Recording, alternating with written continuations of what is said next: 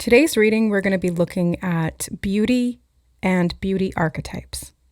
And if you're new to the channel, I don't usually look like this. Sometimes I show up completely barefaced and I just jump on whenever I'm called to bring through a message. It doesn't matter what I look like. Other times I'm done up, but to more of a regular standard as I would walk around outside in. But today I felt called to almost play dress up and have a little fun with my self-expression as it relates to this message. Now we're going to explore some topics around beauty, themes of beauty and self-expression, archetypes of beauty. And so if there is anything within this, I want to say internalized fears or wounds or standards or biases that you have, hopefully we'll be able to kind of set those aside, analyze them, take a look at them maybe, but not necessarily allow them to cloud our perception or judgment of whatever messages Spirit is going to bring through today in relation to beauty. So the first thing that they were showing me was to do with masks, actually, and mirrors, masks and mirrors, and how they differ and also how they are similar. I'm hearing the word familiar. I'm thinking of this in regard to masks and mirrors, as when you look in the mirror, you see someone familiar to you. But what if you put on a mask? What if you change or transform yourself? That's another message we're going to talk about, is transformation or transformation of the self. Do you see yourself as familiar despite a change in your characteristics? That's what I just heard. Do you see yourself as familiar despite a change in your characteristics? Now, we could be talking about going through different stages of aging, not just how we present ourselves or what we cause ourselves to look like intentionally. There could be a message in this as well around more of a passive role through the aging stages of life, because Spirit's been showing me themes and messages connected to the mother, the maiden, the crone, or aka the matriarch. I've been seeing a lot to do with queen archetypes, queen bee energy, and what this actually means in terms of the fertility of the spirit and the constructs of the mind. I'm hearing as well, the constructs of the mind. So when we look in the mirror and we see someone familiar to us, we're more likely to relate to that version of self. Whereas if we look in the mirror and we see someone unfamiliar, whether in a good way or a bad way, maybe going through a glow up or a transformation and going, oh, who is that person? And having to kind of get to know yourself or re-know yourself once again. At the same time, nothing has really changed. It's still you. And yet you change every single minute, every single day. You are constantly changing, constantly evolving. This now version of you is not the same as the version of you that existed 1 second ago. And so there's this kind of, I think, message that we're going to be diving into today around identity, self-awareness, how we perceive ourselves, and how this also relates to much larger themes of how we perceive other people, how we believe these beauty standards must be at a global or at a cultural level, and what we need to know about this to allow us to relate, I think, better to ourselves. So let's just be curious here and explore these themes and topics and see what comes forward or see what comes up.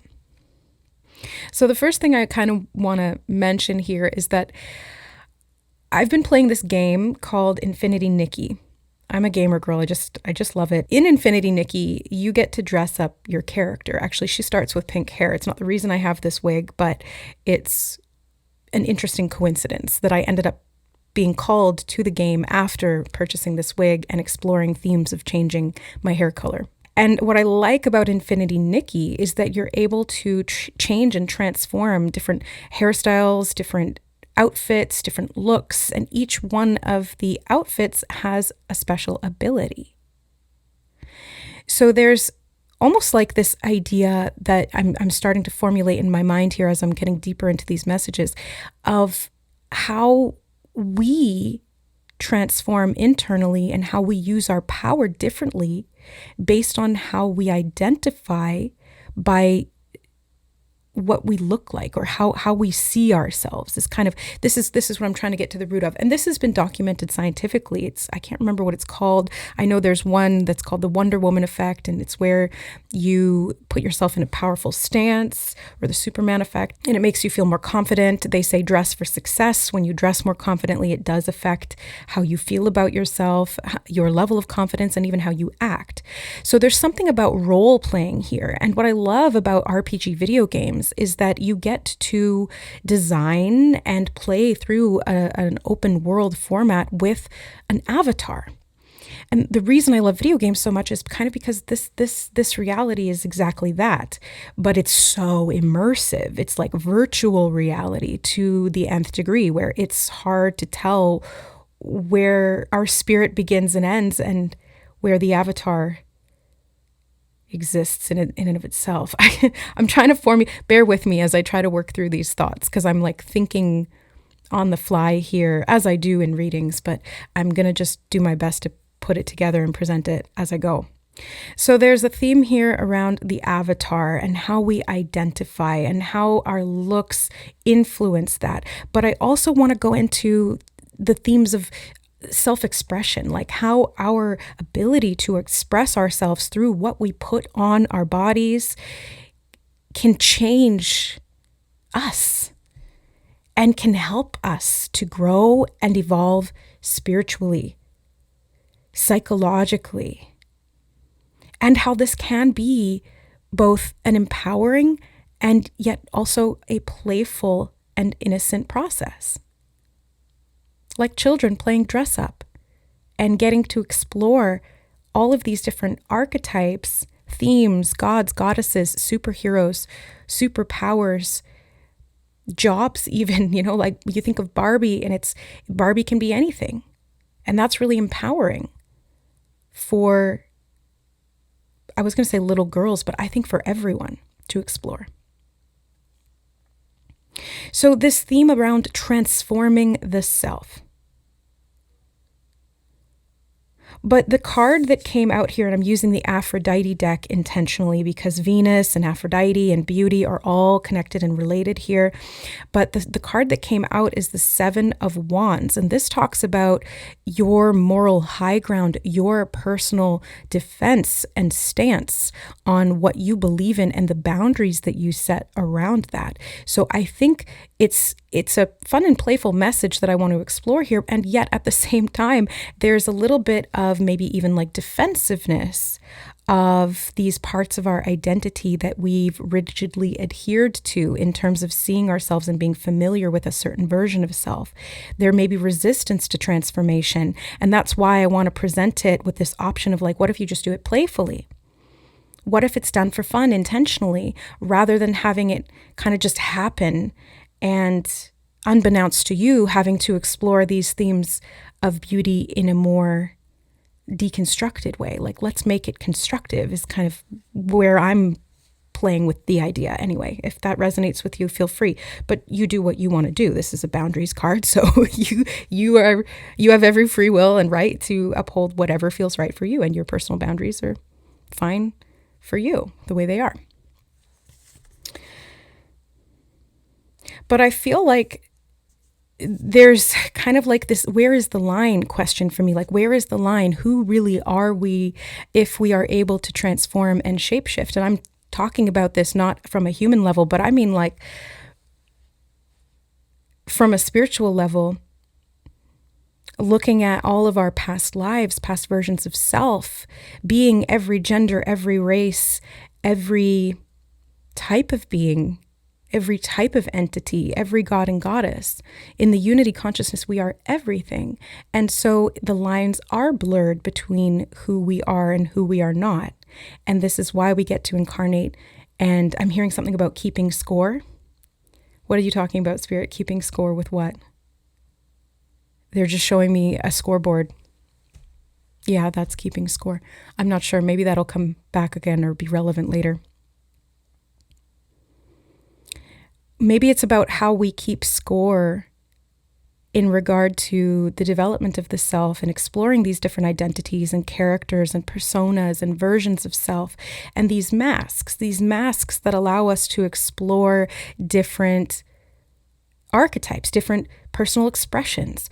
We get to explore the masks that don't feel like us and we don't feel familiar in, but maybe challenge us and help to empower us in those ways that make us have to face certain things about ourselves that we don't like. And then we have these other masks that can empower us through the ability to explore the type of archetype that they embody.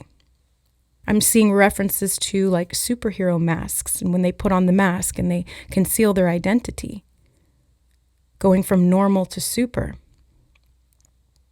Different levels of the avatar, identity. Something about ego swapping I just heard, and I don't know what that means. Changing of the ego, changing of the personality. Again, it's like the fluidity of our expression and how malleable this can be, which I think is really cool. But again, we have to be careful with not losing ourselves in the process of discovering ourselves. Does that make sense?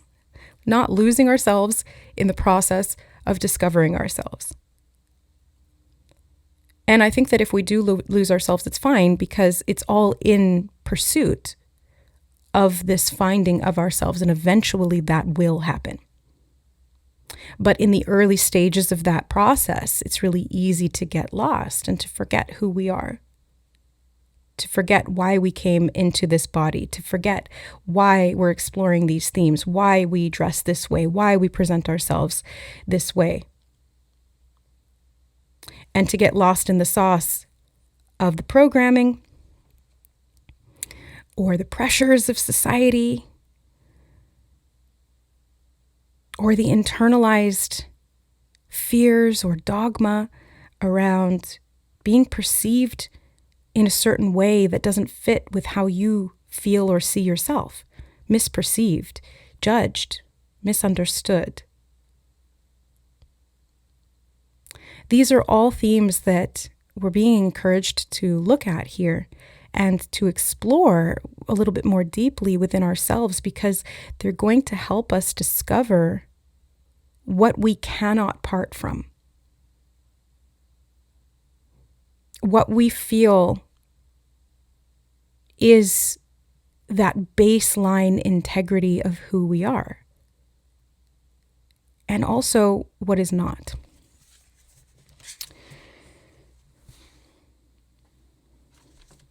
So when I was taking down notes for the theme or the topic of this reading, I heard sophomoric. And I was like, what the heck does that mean? So, of course, I whipped out my computer, typed it into Google, and it's relating to or characteristic of a sophomore and has connection to pretentiousness, juvenile behaviors, conceited or overconfident, but poorly informed and immature, lacking maturity. And it's interesting because I was thinking in my head, how does this relate to these topics of beauty and identity and how we express ourselves? Of course, it's all connected, but I was like, oh, this is a learning stage. Maybe that the collective, not necessarily you as in the collective watching this video, but I mean like the larger global collective is still playing out or going through, and why we judge so much of someone's character by the cover of their book, which is not always accurate. Sometimes it is, sometimes it's not.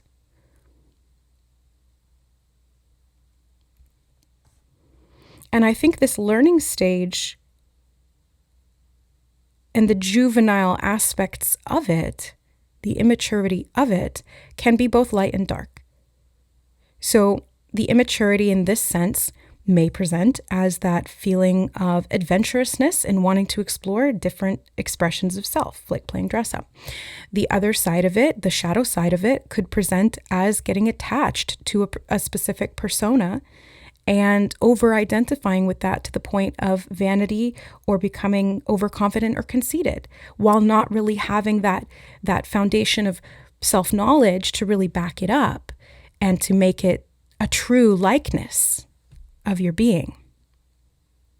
I think another really core important note that I need to make here is that when I'm talking about beauty here, I'm not just talking about the physical experience or the physical expression or what we see on the surface. I'm really talking about the beauty of the soul, which is more of an intangible beauty. It's not something that we can necessarily see. Although I do see auras, and so I can see a beautiful soul. But just because someone has a clean, lustrous, energized, clear energy system doesn't mean that they are more beautiful than a soul that is bogged down with a lot of heaviness or weight or dross. So it's an interesting kind of, I'm still exploring the theme of this because it feels like there's no lines here, there's no boundaries, and it's so nuanced and nebulous, which is a word that has been coming up recently in some of the readings I've noticed, that it's hard to define. It's almost Neptunian fantasy, playing dress up. Yeah, it's literally fantasy. Playing characters or playing with characters. I think this is really the whole topic of the reading here. So when I wrote down sophomoric, I put learning stage ? And I've sort of explained that. But then underneath that, I heard beauty standards, and I sort of started diving into that, and I looked at some of these topics, and it came out as relates to self-expression versus culture. Internalized standards lead to repression of self. The self is our personal power, the true self, the authentic self. And when externalized through expression in an empowered way, it charges us up. It allows us to stand in our own right. And it puts us on our own personal throne, not a pedestal, our own throne.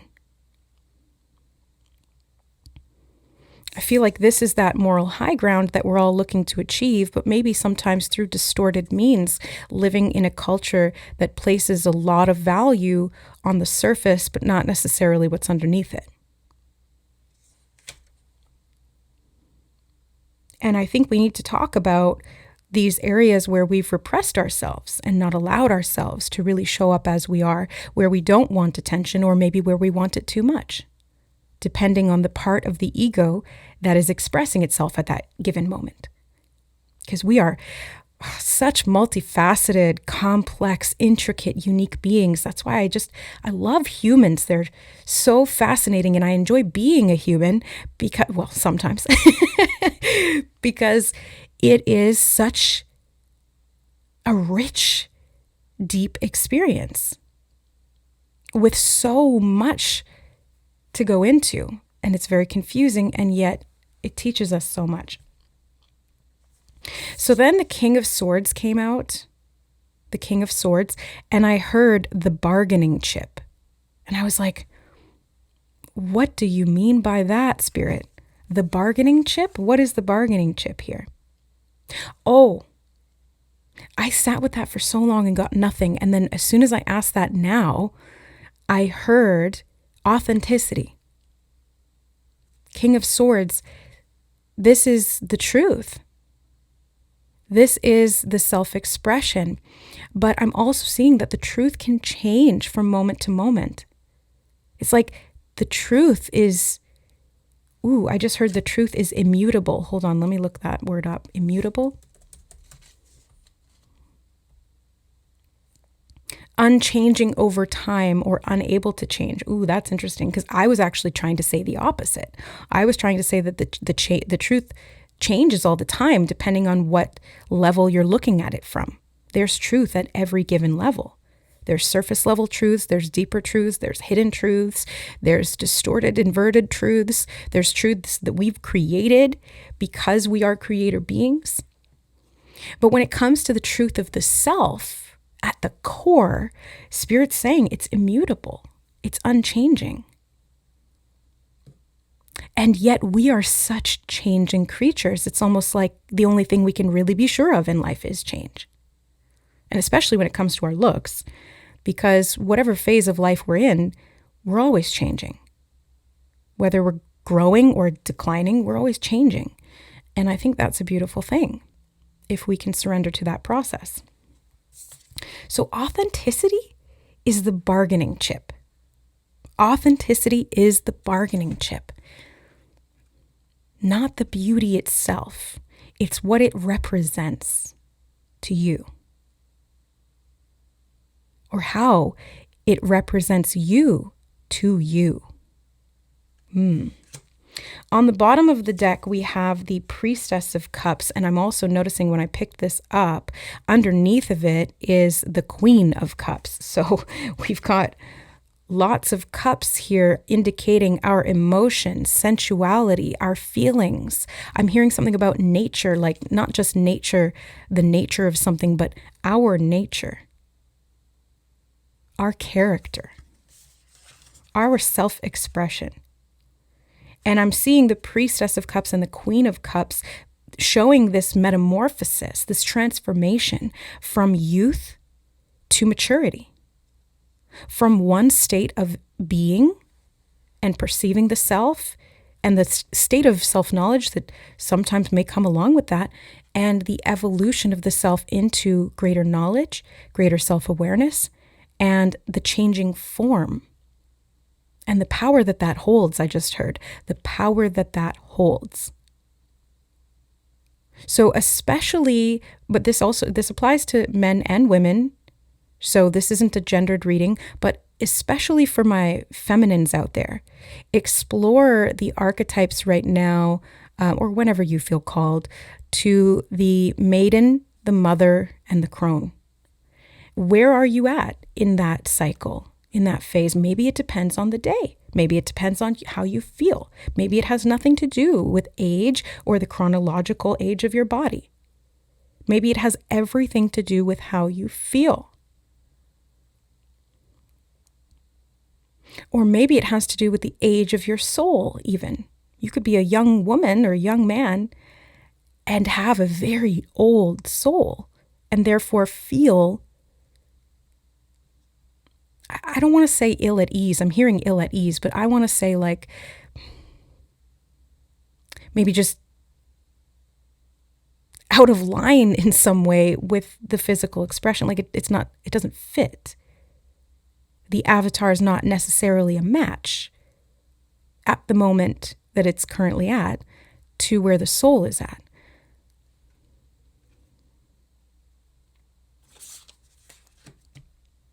So let's get a little deeper here. Let's get a little deeper into this message. They're saying the word nature over again in my head, and I'm going to be using the Nature's Whispers deck. So this is where we're moving into now, the nature, both the natural world and the beauty held within it. I'm seeing flowers, butterflies, hummingbirds, nature. Yeah, they're showing me trees, the nature and the beauty in nature, how imperfectly perfect it is, and how it is beautiful because it holds the essence of spirit within it, and the expression of that unbound self is actually what I'm hearing, unbound self. Okay. We have number 40, show your support. That's weird. I heard being open to the many-mannered version of yourself, but they're showing me masks again. Maybe this process is asking you to look at these different masks that you've worn over your life, intentionally, unintentionally, or simply as a construct of your self-exploration. They're showing me natal charts now in my mind, natal charts.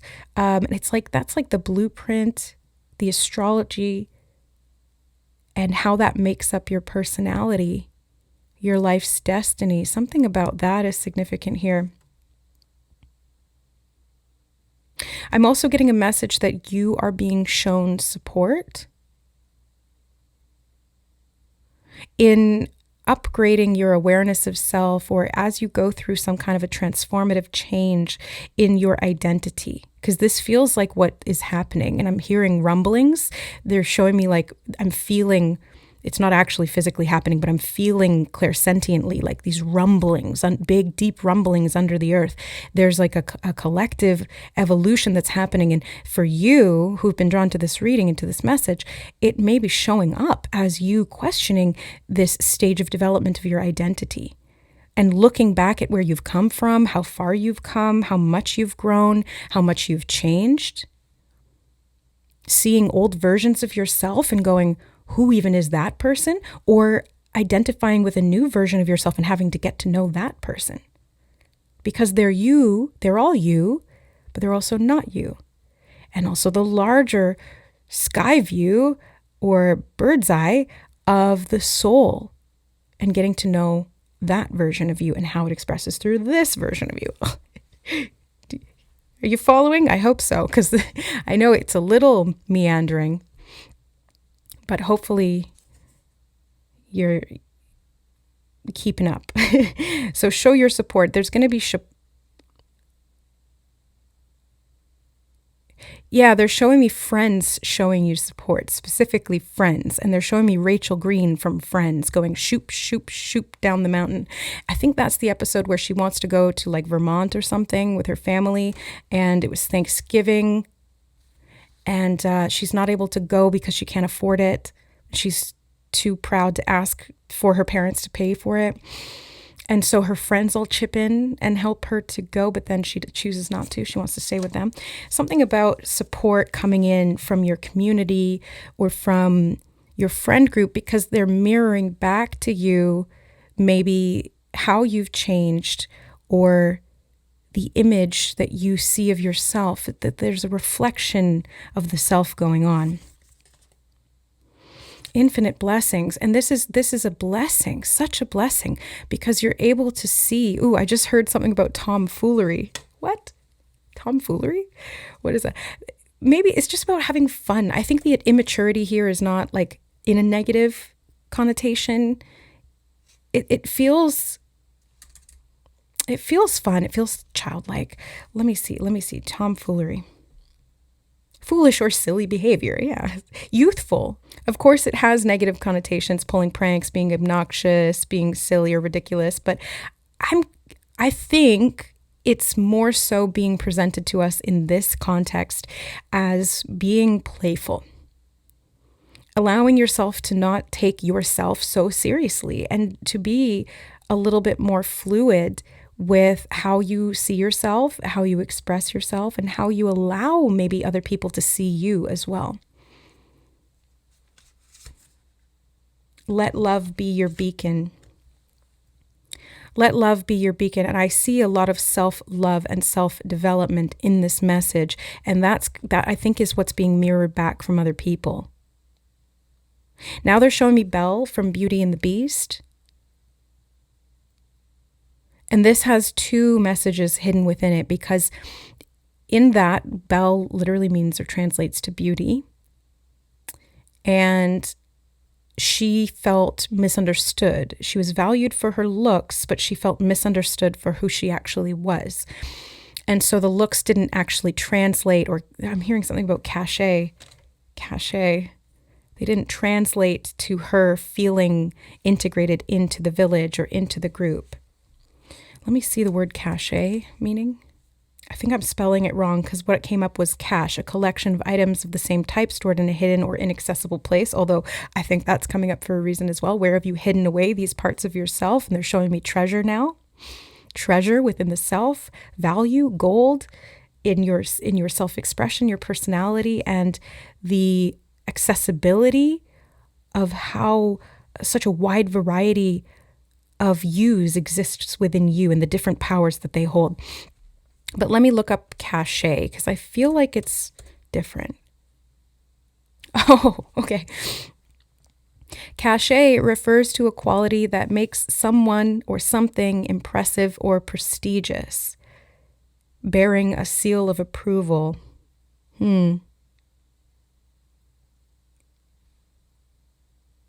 So I'm feeling like this. Where do you look for that seal of approval in how you present yourself and the way that you feel, the confidence that you hold? Is it authentic or is it inauthentic? Is it being, I want to say, like, is it temporary? Now, this is a tricky topic too, because we can have temporary confidence and we can always have days where we don't feel as good internally or externally. It's always going to fluctuate, but it's like this unchanging truth that this, what was the word that they had used before? Immutable? Was that what I can't remember now, but that unchanging truth at the core of your being. The core of who you are, which is everything and everyone. And the love that's held within that. The support that you show to yourself. I'm noticing the peacock here in this card as well, which is very much about beauty and appearance and the cachet that comes along with that. This is interesting.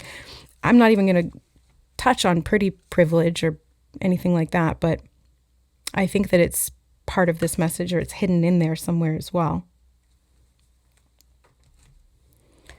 So let's keep going. Let's dig a little deeper here into this message. Mutable moon, nothing is yet set in stone. It's like, I feel like your self and self-expression is not meant to be set in stone. Now, they're showing me a marble figure and it's reminding me of Pygmalion. Okay. And that's literally about, okay, there's two things here. Hold on. The first one is the story of Pygmalion, which is a man who sculpts in marble his perfect ideal beauty and falls in love with this inanimate object. So this could even going into objectification as well, where we see ourselves as objects, or where the world perceives us as an object. But he falls in love with the statue, and I think it is Aphrodite, if I'm not mistaken, in the story, that sees his love for this sculpture that he's created and grants it life.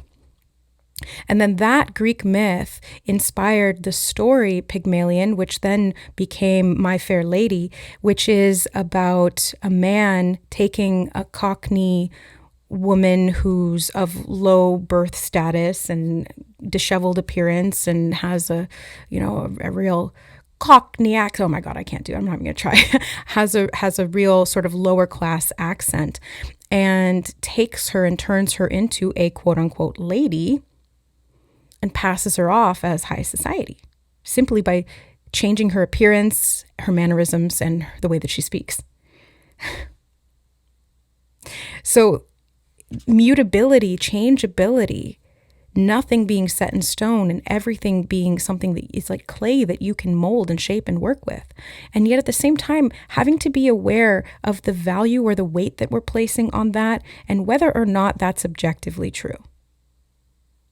And how that makes us subjectively feel about ourselves and our own worth. So we have to be careful with this, although I am still seeing this message about being playful with it, because there's a new start that's coming here on the bottom. We have a new start is coming, new moon energy. So this feels like, well, it's the dark moon, something unseen in the dark of night. You're able to reveal yourself in some way. You're able to make some kind of changes here, or to set intentions about how you would like to present yourself and what that represents to you. Now, it's interesting because on the bottom underneath that, we have take time to breathe out. Disseminating moon, take time to breathe out. I'm hearing something about a release. And then we also had catch your breath, which I wasn't going to talk about because I didn't see how it was connected to the message. I did see it and acknowledge it, but I just kind of moved past it. But now I'm seeing these two coming out together. And it's like there's something here that we need to sit with. It is the vibe I'm getting from it, like sitting with it and breathing into it, what we're giving life to. Breath is life. So what are we giving life to? Breathing life into the sculpture. I'm also getting a message here about taking time and catching your breath to reassess, because you're going through a major transformation. And it's in the process of unfolding. So it's not done yet. And it can feel a little daunting, or dare I say, overwhelming, inundating. But this process is allowing you to expose a new version of yourself to you. It's being revealed to you through you. And maybe there's a little bit of trepidation about how other people will perceive that, but I'm getting this excitement that's kind of underneath the surface. The rumblings can be a little terrifying, like, uh-oh, something big is happening here. My whole self is shifting and changing. But behind some of that anxiety or hesitation, there's actually, from the soul level perspective, excitement. Because this is nothing new to the soul. The soul does this all the time. The soul knows that it's playing this game and exploring these different avatars for a reason. To learn, to grow, to evolve. It's the human self, the identity, and the ego in particular, the different varying levels and layers to the ego that get attached and don't want to change necessarily, or that strive for change in a way that's sometimes disparate with the self. Meaning not necessarily in alignment with the true core needs of the self. Let me get some Mystic Mondays cards, I think. What else does the collective of souls tuned into this message need to know here about beauty? Okay. Oh, the Tower. There's the rumblings. It's like, ooh, there's something underneath the surface, and my old identity is crumbling in some way or falling away. The mask is falling away, or there's a new version of you evolving out of an old version. I'm seeing skin being stretched. Ooh, that's bizarre. Skin being stretched. Like, you don't need a facelift, but maybe you want one, and maybe it would change the way you felt. So there's no right or wrong here. It's not like don't do that, do that. It's going to be so individual and so dependent on whether it's coming from an empowered exploration of yourself or coming from a hiding of your true self. So it's, you're going to have to interpret this for you. I'm hearing something about no one else can dictate who you are to you.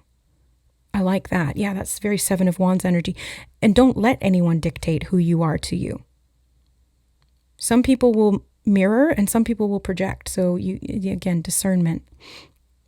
Be careful about what you internalize and always weigh everything against your own inner truth. But yeah, as this tower is crumbling, the facade falls away and the new birth evolves and pushes its way out through it, like the butterfly emerging from the cocoon. You are chrysalis. They corrected me. They said chrysalis. Moths create cocoons, butterflies create chrysalis. And the chrysalis is actually like the outer shell of the caterpillar. It's the hardening outer shell of the caterpillar intended to protect and prevent any external assault through the transformation process. Ooh, I just heard rehabilitation. That internal transformation is a rehabilitation of the self in some way. And then the emerging out as a new being. New aspects of self that are available to you, I just heard. New powers that you can play with. And I think this is where that youthful energy comes in again, no matter what age you are. It's that playfulness of, oh, this is a new version of me. And I wasn't expecting that. But I'm here for it, and I'm going to play with it, and I'm going to explore it. And there's value in that, I'm hearing. But we have the Nine of Swords. So be careful here with Ooh, interesting. I just heard gratitude list. That has nothing to do with this. Gratitude list. They're showing me the Venus energy and values and how gratitude helps to amplify what we value. We did have a reference to Thanksgiving. They're showing me green and the heart chakra, the beauty of the heart, the golden heart. Now, why did this come up with the Nine of Swords, though? Because I was going to say be careful about anxiety. I'm hearing the word unleashing. Well, this can be an anxiety-provoking process, right? Because the rumblings of your identity are like the foundations of your identity might be crumbling in certain areas, and the facade is falling and changing. But it's like they're showing me this old castle with this. Oh, you know what it's reminding me of? It's reminding me of the scene in Beauty and the Beast when the beast transforms because he is loved and it breaks the curse or the spell. And then the external facade of the castle goes from dark and stone and gargoyles to bright and light and angels. Because what they were showing me was like this castle that had all this like sort of built up hard stone on it, and all of that crumbling away and revealing a completely different facade underneath that was like smoother and more intricate almost. So I want to say don't fear this process, and instead choose to focus on what you're grateful for, what you learned from these past versions of self maybe, and what you want to experience going into this new beginning. Yeah, I'm hearing set that intention now, because looking forward, you're going to be reintroducing yourself. Oh, that's another synchronicity. I heard that yesterday, and I don't remember what it was in regard to, but I heard, allow me to reintroduce myself. And I feel like this is what you're going to be doing. You're like reintroducing yourself to you. And in that, you are also going to have to reintroduce yourself to everyone else as well, because maybe they know a past version of you and that version no longer exists. Or maybe they know a version of you in their mind that never existed at all because it was a painting that they created of you and not your true self. So I feel like you are going to be showing up as you are. And also, I want to remind you that you are always at liberty to change. You don't have to be one thing. You don't have to be a static character like in a TV show, a cartoon of yourself where you wear the same thing every day and that's what makes you recognizable and valuable. No, you are a changing, ever-evolving, metamorphosizing, infinite being. The core truth that is immutable within that is love. You are love in every single form that it takes, and love in any form, to me, is beautiful. Love is beautiful in all of its earthly and divine representations and expressions. So I want to say, choose what you want to create and you will see the prosperity and the value flow through you from that. We've got the Two of Pentacles and prosperity lies ahead, new moon in Taurus. A lot of new moon energy here. So you're creating, I'm hearing forging. They're saying something about forging the metals in the fire. This purification process of the self, becoming, the forging takes me back to that King of Swords again, the bargaining chip, the sword, forging the sword of truth. Swords can also be about expression, communication. I'm hearing the divine self, showing your divine self. Oh, I just heard your divinity is showing. Oh, look out. Your divinity is showing. It's peeking out from behind the human mask. And what a beautiful thing it is. The human is beautiful. And so is the divine in you, because they're actually one and the same thing. So we've got balance needing to be I'm hearing endorse balance. Okay, you've got that Two of Pentacles and the balancing of spirituality and practicality. So the physical realm and the divine realm, the spiritual realm, both of which exist within you and all around you. Everything that is physical is also divine, and everything that is divine. I'm hearing, hold on, sorry, my thought got interrupted. They said multiplicity. I'm going to look that up. Multiplicity. The quality or state of being composed of many different elements or types. Shakespeare's works seem to encompass the full multiplicity of human experience, diversity, diverseness, variety, and heterogeneity. Interesting. Okay. So I think this is Spirit saying you are a multiplicity. Like, you have this multiplicity. You are a variety of different things, different elements, a combination of so many different things. And that's why it's hard to define who you are, what you are, and maybe even what you value. But there's a balancing of the scales that's occurring here to help you to figure out where you want to invest your time, where you want to invest your energy, how you want that to show up in you, and how you present yourself to the world.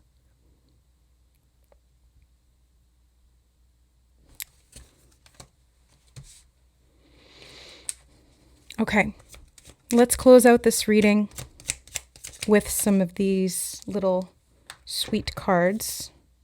Be present. Use the hours, don't count them. Be present. I'm hearing be present because you are a gift. Be present with yourself. Allow yourself to evolve in whatever way feels natural for you, allowing your true nature and that immutable truth of love from within you to shine out. Your divinity is showing, allowing yourself to reintroduce you to you and to everyone else. Okay. That's the message. I hope that this is helpful. I know it was kind of all over the place, but hopefully you got something out of it. Let me know how it resonates if you feel called to, and if you don't, that's fine. I enjoy just working through these messages and exploring these topics, and just being here with you guys in the energy. It's what I love to do. So thank you for allowing me to do it. And I hope that you are having a fun and playful time going through this transformation and seeing yourself in this beautiful new expression and all the power that it holds. All the power to you. We'll see you in the next reading. Bye.